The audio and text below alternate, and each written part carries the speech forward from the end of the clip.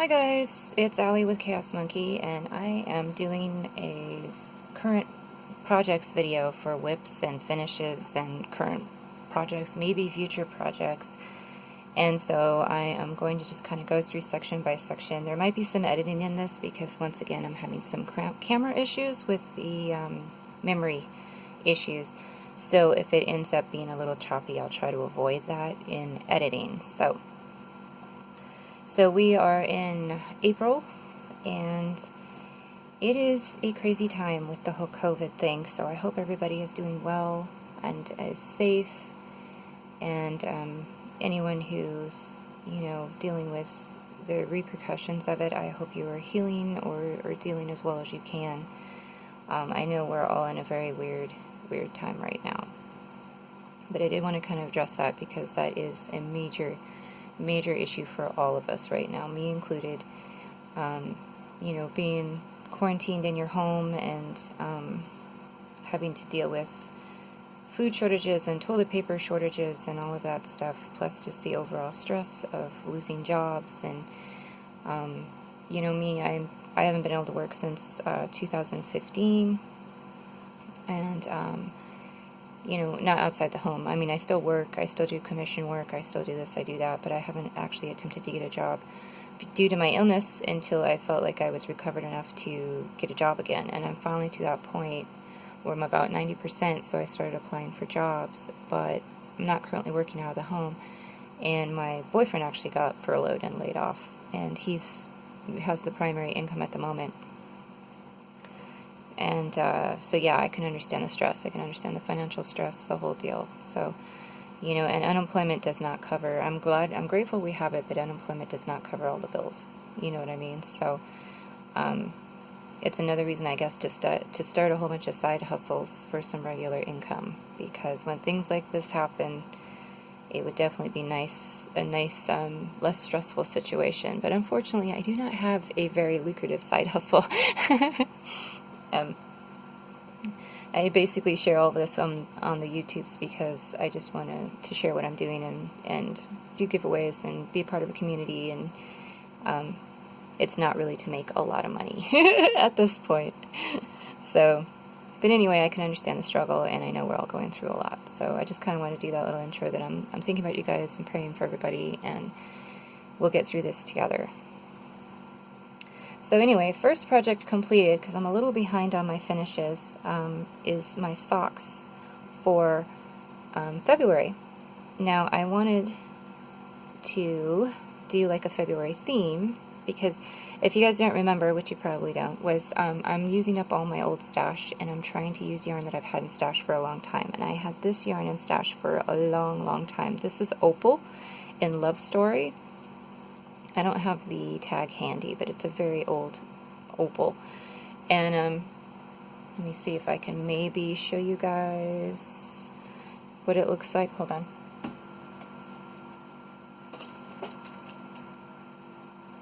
So what I did was I used Love Story for February because it was Valentine's Day, and then I also put a heart on the socks. These socks are for me, and if you can see the pattern, I kind of have to use a white background so you can see the hearts.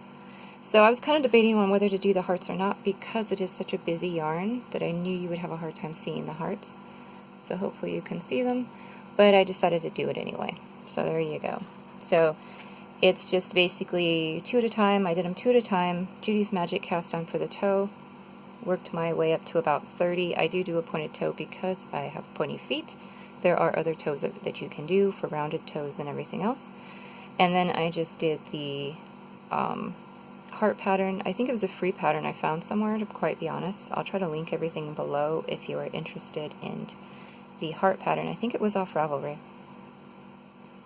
But it's been so long I don't have my notes or anything in front of me for this one. And then I just did a long cuff because I tried to use up as much of the yarn as possible. Then a 2x2 rib, and then a Russian bind off, so you get a really stretchy bind off. So, and you see I tried to match the yarn, started at the same point. It really doesn't matter with this type of yarn because it is so varied, but I did pretty much do 2 at a time with the color matching. You can see that I did start at the same point. And then my current socks for March, because now I'm behind, I was trying to use up stash and do a pair of socks a month. So 12 pair for the year. And this was a very old yarn I had in stash as well. This is actually from Turtle Pearl, and she's on Etsy if you want to look her up. But she does a lot of striping yarns, and she actually balls them up into 2 separate skeins so that you don't have to do it. So it's already set up with the yarn starting at the same part and in 2 skeins.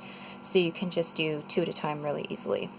And this is actually in Rasta, which is the colorway. As you can see, it's pretty Jamaican. And I pulled that out for March because it had enough green in it, and it was really the only green themed kind of thing that I could come up with. Plus Rasta kind of has a green theme to it, and these are actually for my boyfriend.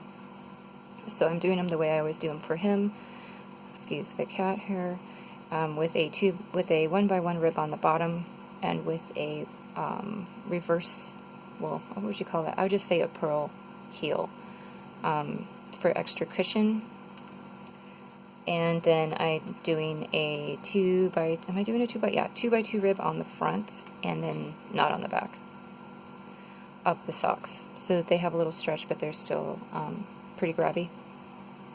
And as you can see, I didn't do an afterthought heel, so my stripes did change. So I did end up changing the stripe pattern just at the ankle, because I do a fish lips kiss heel in all of my socks, because it's an easy short row heel and you don't have to cut a heel in. But just for any new sock knitters, if you don't want to interrupt your stripe pattern, then you want to do an afterthought heel or something similar. And but I don't really care. So that is my socks. And as you can see, I'm almost done, but we're halfway through April and I'm behind. So I'm going to go ahead and start my April socks today, so that when these are done, I can just kick on over to the April. So those are my socks, and that is, I do have the tag for Turtle Pearl. So you can see Turtle Pearl yarns, striped turtle toes, and this one, she uses a 75% superwash merino, 25% nylon base, 460 yards total, and the color is handwritten there for Rasta. So I'm pretty sure she's still doing Rasta, and she does really great work, because I don't know if you guys know, but striping yarns are tough. There's a lot of extra work involved, and she uses really bright colors, which is also tough. And so I really admire her skill level in doing these. And you will notice there's some spots from the black here and there, and then there's a little bit of a missed spot here in the red. But overall, I mean, it's still a really, really good dye job. So it doesn't bother me, because I know how much work goes into it, and it's really hard with blacks not to have them touch other colors and leave a mark. Let's just put it that way. So it's still an excellent dye job. So if you do notice any of those imperfections, just let me tell you, it's not easy to do this. So and I'm perfectly happy with it. And here she has really awesome yarn, and it holds up really, really well. I have a couple pairs of socks that I made from hers that her yarn base is a really nice base. It's not too soft and it's not too rough. Because as for the opal's a more rustic yarn, but these have been washed and blocked, so it did soften up, but it's still not a super soft yarn. And I prefer that for my socks, because you are going to be wearing them on your feet, so you don't need a super soft merino, because the softer the yarn, the more it will pill, and the more it will wear away. So it's nice to have this nice, tough, but not super rustic, but tough enough yarn that will soften when you wash it, that will hold up for socks. So that's what I'm working on now, and then when I do my April socks, I will film how I do those, because I know people are curious how I do 2 at a time. So just to show you here, I'm on Hiya's size 0s 40-inch cable to do my 2 at a time. Okay, and I do start at the toe and work up, and this is how I evolved over time. When I first started doing socks, I did them cuff down 1 at a time. I slowly evolved into this, but I know people are curious on how I start them, and I want to show you guys, because I know there's a lot of crocheters out there who are knitting socks now, and they might be ready to go to the next step to doing 2 at a time. So I just want to show you how I do it to maybe make it easier for you guys, because I had to try many different ways before I found what worked for me, and maybe I can make it easier for you to just start at 2 at a time, because you can do cuff down 2 at a time the same way, but to me toe up is easier. It's just easier overall, just to go toe up, do a fish lips kiss heel so that you never take them off the needles. That's why I don't do a cut-in heel or an afterthought heel or anything if I can help it, because when you do 2 at a time, toe up, I can just work through the heel with a short row heel and just do the entire pair of socks and never take them off the needles. Some people will start the toes one at a time on separate needles and eventually put them on 2 needles, do all these extra steps. The way I do it, it starts from the very beginning, 2 at a time on the needles, stays on the needles till it's finished. So I figured you guys might be interested in that, so you can see the most efficient way I've figured out how to do it.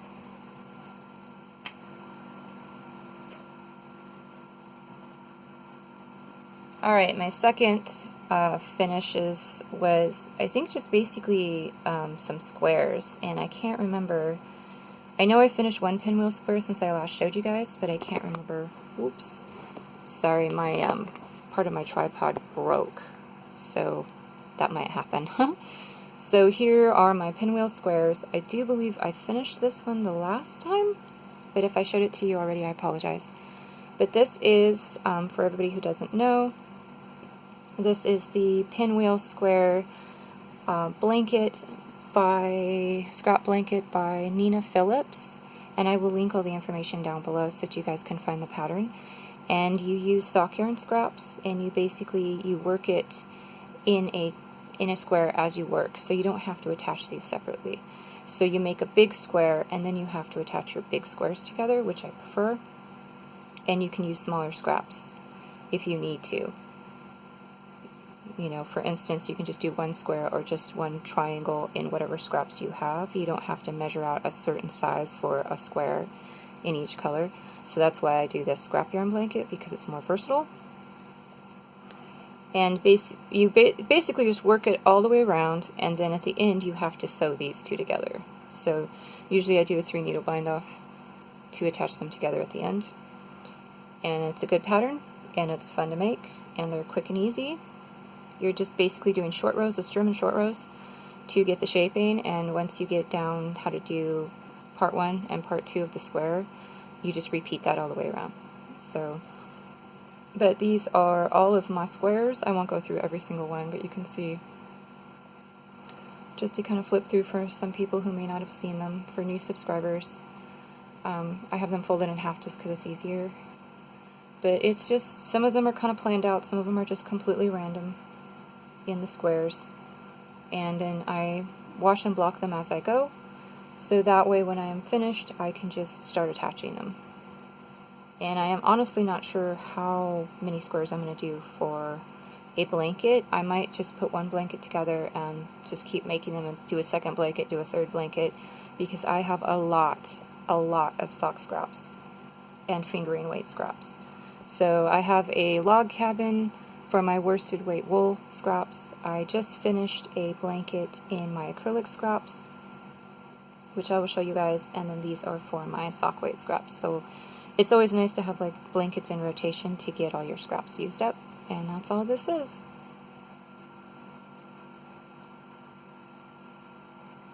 Now this is for my traveling Afghans blanket. Now if you don't know about that, I think it's Two of Wands. Is it Two of Wands? I hope I'm not wrong on that.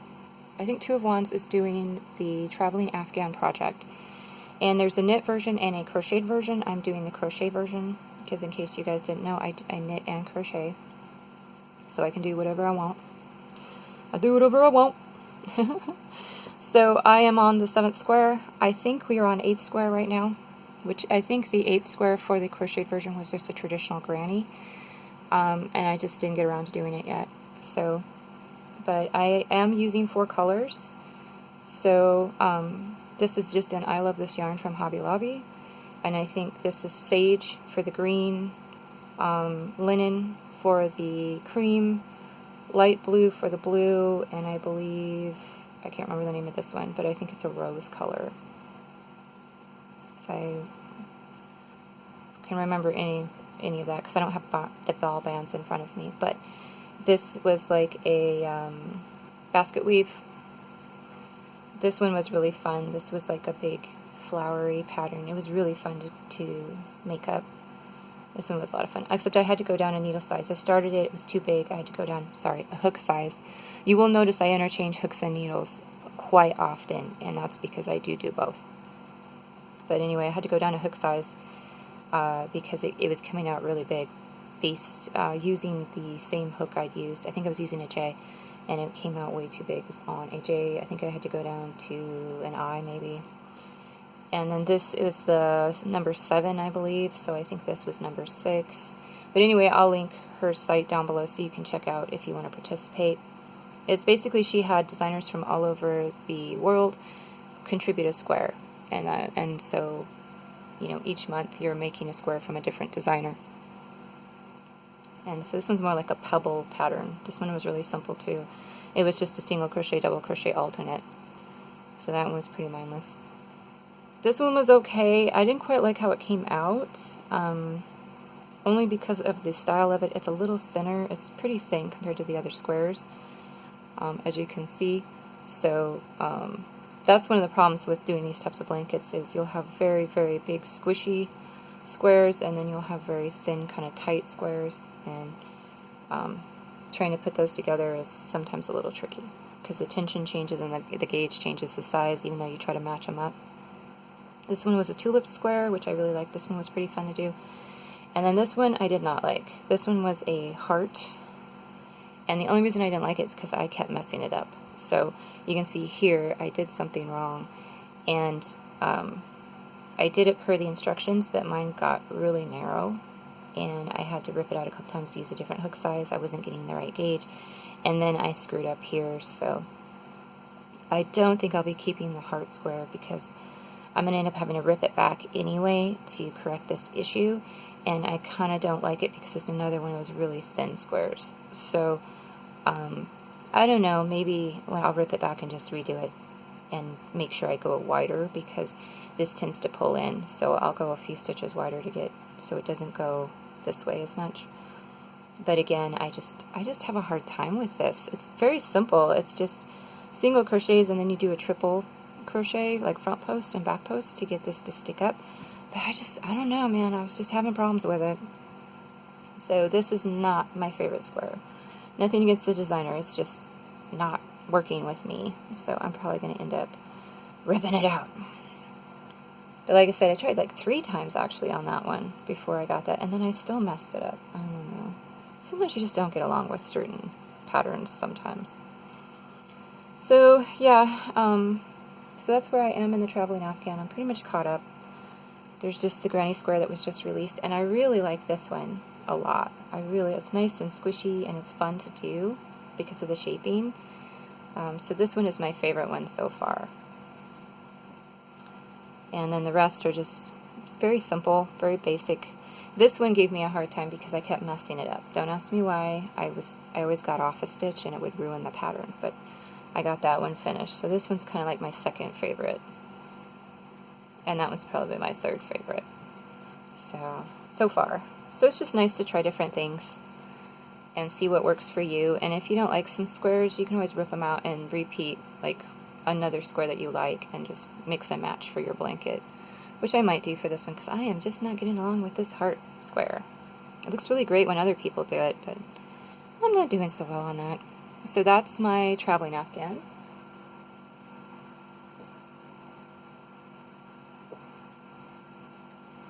And then I also finished a CC beanie, which I don't know if you can see any of the texture on this guy because it is dark. It is a darker yarn. This is in Cascade 220, not in superwash, and it is in like a graphite color, not graphite, graphite's a gray. I can't remember what this color is, but it was in Stash. And so I made a CC beanie, and then I attached a removable pom-pom. So this is actually on, ooh, my end isn't woven in. This is actually on a rubber band, if you can see it there, that you can take it off this button. This button is actually sewn in. So you can take it off and wash the hat, because you can't wash these pom-poms because they usually have like a cardboard center. So I made the pom-pom removable. The downside to that is it does make the pom-poms a little floppy because you can't reinforce your attachments, but it's fine. And this is a little more of a slouch, so it came out a little large, so it's a big palm, I'd say, like not a beanie but not a full slouch. It's kind of in between. It's a hybrid slouch with a big palm. And I just made this for me because I wanted one for the winter, and so I just whipped that out because, again, trying to go through stash yarn. I also made I used some scraps and made a hat for my boyfriend, which was the barley hat in a green color that he likes, and he's currently wearing it, so I can't show that to you. He also has the blanket, the scrap blanket I finished. So I will try to get some pictures in of those, because he also confiscated that and started using it right away. Now this pattern is, it is called the Rainbow Barf. Let me look this up real quick. Barf Cat. And this is a pattern that I will link below. And if I can see it's by stitchedpixels.co. And so I made, it's basically a big pouch. And I made this for my oldest, who is almost 30, I might remind you guys. So, you know, I have a child. My child is almost 30. And she wanted this barf cat. And the cat originally comes with rainbow barf. So this is originally, it's a scarf that can actually tuck into the body of the cat. And so you would attach it to here, and then he barfs it out, like so. So you can see this nice long scarf, and you wear it, and it's hilarious and super cute, right? So I made the rainbow version because I'm going to end up making another body, and she wanted to add teeth and a tongue to hers. So I put teeth in, and the tongue, I might have to move the tongue, because when the scarf is pulled out, the tongue is like on the top of the mouth, because it was really the only place to attach it. Because she kind of wanted it off to the side. But I'm going to have to work out the tongue issues, because I might actually have to sew it here somehow and not have it interfere with the arm. Just because it tends to kind of get in the way when the scarf is open after he's kind of barfing out the rainbow. But I don't know, I think it works out. It's kind of better to put it on the top portion, because when he's fat with the scarf in him, it kind of sticks over the edge better with it attached to the top. So I'm probably going to have to leave it on the top. But if I fiddle with that, that's why. It's just because I'm trying to figure out the best placement. But I'll probably end up leaving it alone. And then he's got the safety eyes, the ears. He's just plain on the back. And then he's a little pouch. So if you roll up your scarf, which I will try to roll up here, it will fit inside his belly. It's kind of a tight fit. I also had to watch mine too, because I tend to have a tighter gauge. So if you're a looser crocheter, you would probably have a much easier time tucking this into the body. But mine's a little tight. So as you can see, get his little tooth out there, you can actually tuck it all in and have him look like that, which is super cute. And that's why I kind of like the tongue here, because there's really no room to sew it down here at an angle. So, but then you would open him up and pull out the scarf and wear it, and it would be attached, this side would be attached to the body. And you would wear it, and he would be hanging there with his mouth open while you wear it. Super cute. However, my oldest has decided that she doesn't want it in rainbow colors. She wants it in puke colors, because he's puking. So here it is so far. I'm doing this scarf in some puke colors, and she also wants hairballs and fish skeletons in it. So we are going to go ahead and add some more pukey colors that I had in stash, make it as wide as the normal rainbow scarf, but then we're going to add a lot of extra yucky stuff. So yeah, So for instance, I was trying to pull out, I think I'm going to use this for hairballs because this is actually a yarn with noops in it. It's like a, what do you call this yarn? I'm having a, oh, my brain's not working, but you know what I mean, when it's got the tidbits in it. So this would actually look really good as a hairball. So once I'm done, I'm going to figure out how to make hairballs out of these scraps and kind of attach them wherever they look good. So yes, so we are going to have a cat with actual puke-colored scarf with hairballs and fish parts in it. So I'll keep you guys posted. That might take me a while to make because I've got to kind of design as I go for that. So that was per her request. She did not want a cute scarf. So I definitely wanted to show you the original cute intention with the barf because I'm going to make another one with this scarf, attach it, and then probably put it in my Etsy shop to sell. So because I wanted to make it out of the original to check the pattern and my gauge and all of that. So before I made it out of these wonderful puke colors. I know, it's funny, right? So I think that is it so far, besides some design work I did, because I was designing for Jenna for the past few months and doing a lot of those projects for the shawl I was designing for the April Club. I will have a release video on the pattern to kind of give you guys some more details on it. And I think that's it. If I remember anything else I forgot that I made, I'll just tack it on to the end of this video. But the next video I'm going to make is going to show you guys how to do 2 at a time socks the way I do them. And I'm going to be using my April colorway, which is this color, these colors in Patton's Croy. So that's going to be my next one after I upload this one, is to show you guys how I do 2 at a time socks so that you can do what I do if you want to. It's a little quirky, but not really that bad, but you definitely need a video for me to show you. So, alright you guys, I will talk to you later. Bye! Hi guys, I just wanted to add this because I had forgotten to do this shout out.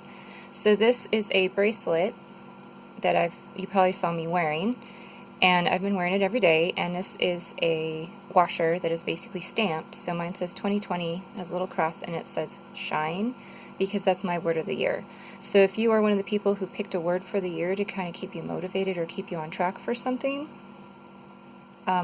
this is a really cool thing to do. So you basically get a little bracelet, and it's custom made, and you wear it all year to kind of remind you what you want to focus on. And so it comes with a leather strap, and these straps come in different colors, and it's stamped really awesome, and you can add symbols. There's additional symbols you can add, and then it has this nice little slidey clasp on the back, so you can slide it to fit your wrist. And these are made, hold on, these are made by Meads Beads Boutique, and I will link that down below. So you can just click on it and go to her Etsy shop, and they are not expensive. I think I paid somewhere around $12 total for mine. And you're supporting a small business. So anyway, it's Callie, and Callie with Meads Beads. I contacted her because I gave her a good review, and she gave me a really nice response with a little coupon. And I asked her, I went ahead and responded back and said, hey, did you want me to, do a shout out for you and give a coupon code? And she said yes, and she actually gave you guys a coupon code for me. So if you put in MBeadSave15, she will give you 15% off your bracelet. And I'm going to go ahead, all that will be down below, so that you don't have to try to memorize what I'm saying. But I just want to let you know there is a 15% off coupon code, and there in her shop is an Etsy shop. And again, just open up the description box below, and I will have it, and all you have to do is just click on the link. It will take you straight to her Etsy shop, and the coupon code will be there, and just put the coupon code in. It'll be in the description so you can see it, or you can copy and paste it. But I just want to let you know that she does really good work. I've been really, really happy with it. I did choose gray. This isn't a gray. My lighting's a little weird today, so in case you can't tell what color that is. But she has all kinds of colors of the leather, so you can get any color you choose, and then you can get any word you want, anything you want stamped on here, top and bottom, whatever you want.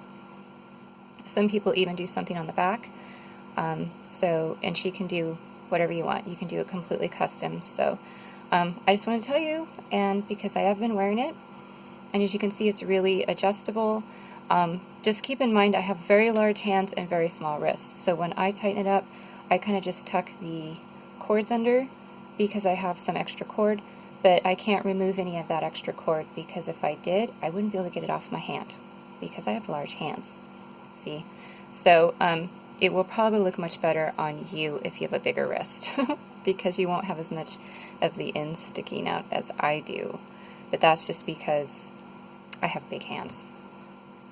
And so I have to have the extra to get over my big hand, and that leaves me a little extra here. So I just tuck it in. It doesn't bother me. I'm used to that. I'm used to having problems trying to get bracelets to fit perfectly. So I just tuck it in and wear it like that, and it stays there. So if you have big hands and little wrists like me, it fits perfectly. You know, just tucking it in. And if you have a bigger wrist, you'll just have little ends out, and it won't really give you a problem. It won't, you know, stick out too far. So it's just a simple, nice little bracelet that just reminds you of your word of the year or any phrase that you want to remember. Or maybe something in remembrance of somebody, or I mean, it's just, there's a ton of possibilities with it. So I just wanted to make sure I did the shout out so that she will get some business, and I'm going to go ahead and kind of insert this somewhere in my video where you guys won't miss it. So, okay guys, so I just wanted to show you the hat I made for my boyfriend real quickly. This was the Barley by Tin Can Knits in Cascade 220 in Shire, and he has been wearing it, so it's stretched out right now, but it was washed and blocked and all of that, so it fits in pretty good. It's a tiny bit big, but it's fine. It just kind of slouches a tiny bit and looks good. I just wanted to show you guys the yarn and everything. So I did finish this as well, and then also I finished this scrap blanket, and this is my acrylic scrap blanket. So it's pretty massive, so if I try to spread it out a little bit here, and I'll tell you how I made it. This was used on a Q-hook, crocheted, single crochet, I think. No, half double? I think I did a half double. I can't remember now. What did I do? I think it was a single. Yeah. Sorry, I had another project that was a half double, so it was in my brain. So this was a single crochet on a Q-hook with 3 strands held together. And then what you do is you hold together like a light strand and a dark strand. So I have a white and a gray plus the color. In this one I have a black and a gray plus the color. Then I have white and a gray plus the color. And then you just use up your scrap balls. So any acrylics that you have like a partial ball of, you can just kind of use a 3-strand technique, and it kind of ties it together. It's not perfect, but you know, it definitely ties it together. And here's the bottom. And you can just throw whatever you want, because the fact that you're mixing the white and the gray and the black in kind of makes it so you can just add whatever you want. And it's definitely a scrap blanket, and this is thick, it is warm, and it is heavy. So my boyfriend already confiscated this, so I had to steal it back from him so you guys could see it. But it's a pretty good size. It's hanging off my bed and going to about here, and this is a queen size bed. So as for the length, I don't know, like 1, 2, 3, 4, 5, 6, 7. It's probably about 8 feet long, and probably, I don't know, 1, 2, 3, 4, 5, 6, about 6 feet wide. So, yeah, I just chained until it was as wide as I wanted it to be, and then just worked into the chain, and just single crocheted it, and I Russian joined the acrylic to its, you know, which, if you guys don't know Russian join, just go ahead and look it up, but it's a way of joining the yarn as you go without having ends to weave in. So as I would run out of one of the 3 strands, I would Russian join it to a new strand, and that way you don't have a million strands to weave in when you're finished. I just had to do the beginning strands and the end strands when I was finished because of all the Russian joining.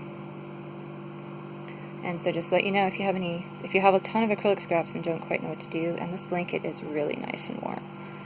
And you don't have to worry, you know, because it's scraps, so you can whip it up pretty quickly on a giant hook, and you don't have to, oh, excuse my sleeve is so torn up.